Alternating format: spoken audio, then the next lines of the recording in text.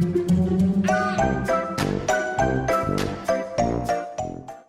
guys, Sandy here. Welcome back to the channel. Today I am playing with a couple of fun products from Brutus Monroe. So this is a stencil. It is called the Butterfly Flower Stencil.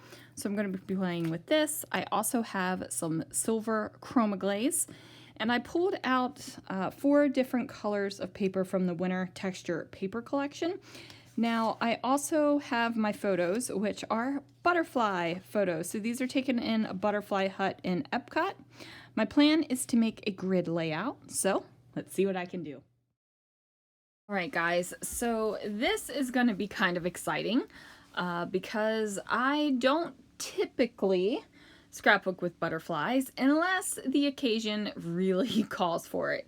And these photos of the butterflies in the butterfly hut in Epcot down in Walt Disney World definitely call for butterflies. So my photos are trimmed down to 4x4 squares.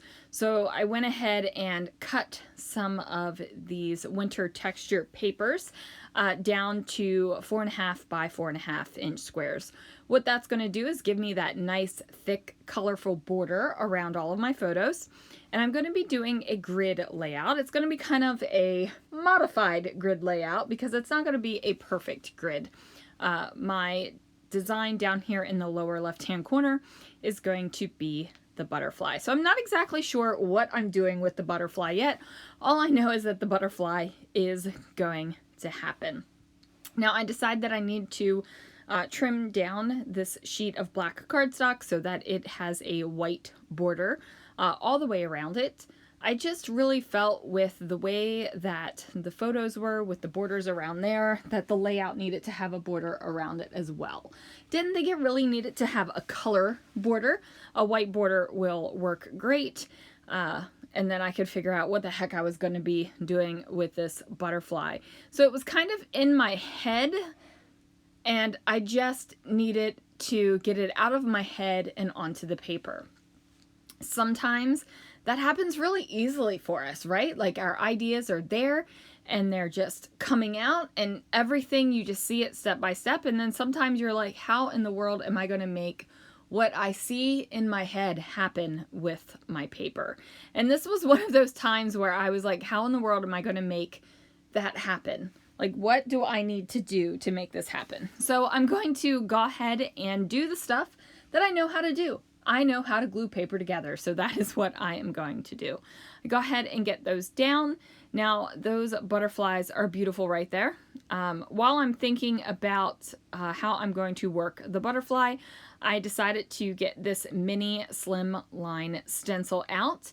And I thought, you know what? I'm going to stencil a little bit up here as well. So even though I knew how to glue paper down, I pulled that paper right on off of there. And I'm going to go ahead and use some of this glorious glaze through that stencil.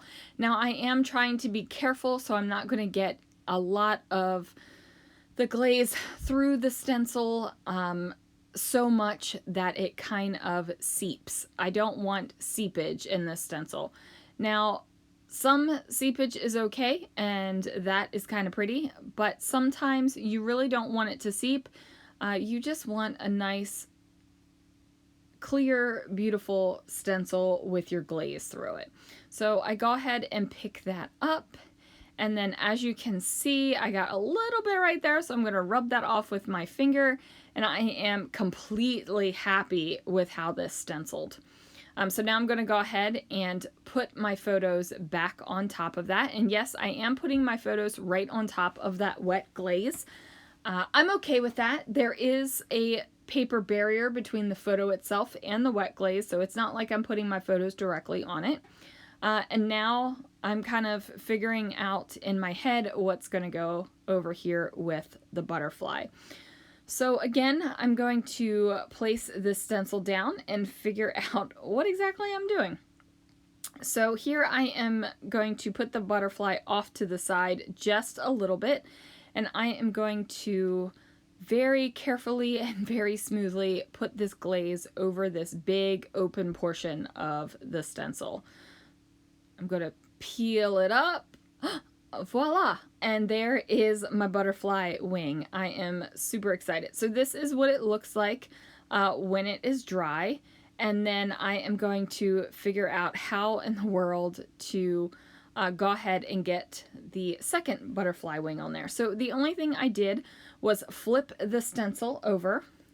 Now this side I am not going to worry about having as thick or as smooth as a line as I did on the other side, because this one over on the left is going to be covered up essentially.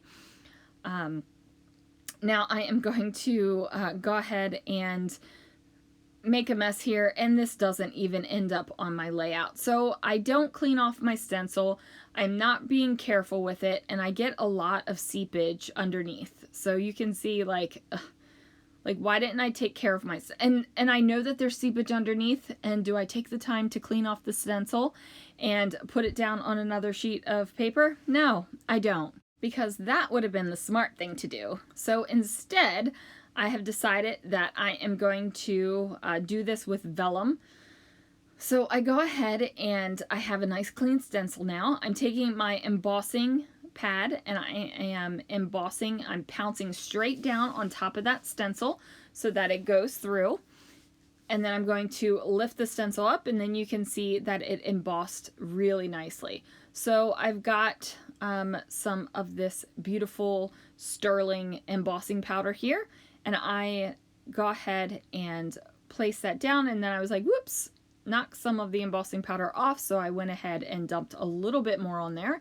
And now I'm just going to apply my heat tool, and look at that magic happen. Oh my word, you guys, embossing is so magical. It makes me so happy. It makes me happy to do it. It makes me happy to watch it. It is just fantastic.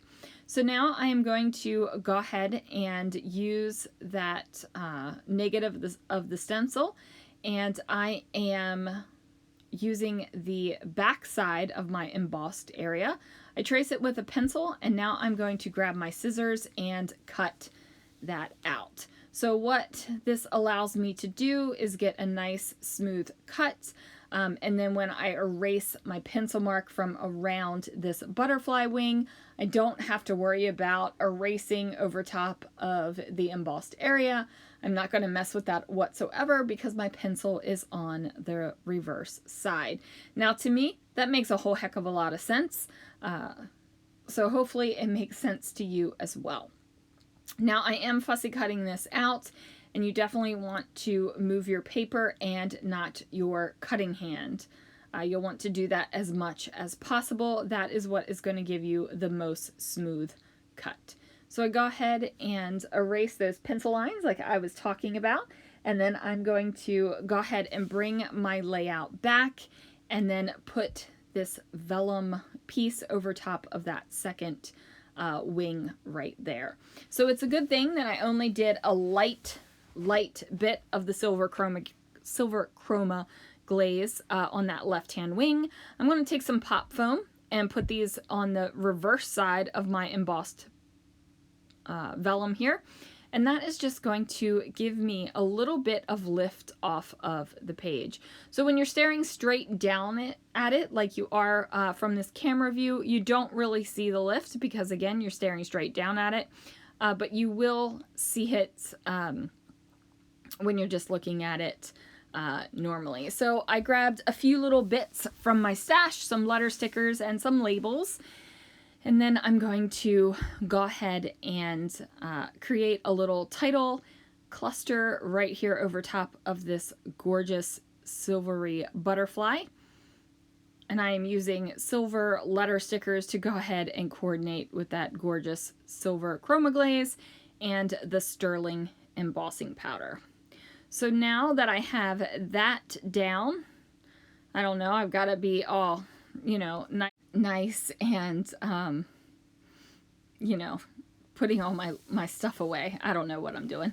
So now I'm just going to create another little cluster with some labels and place it up here at the top.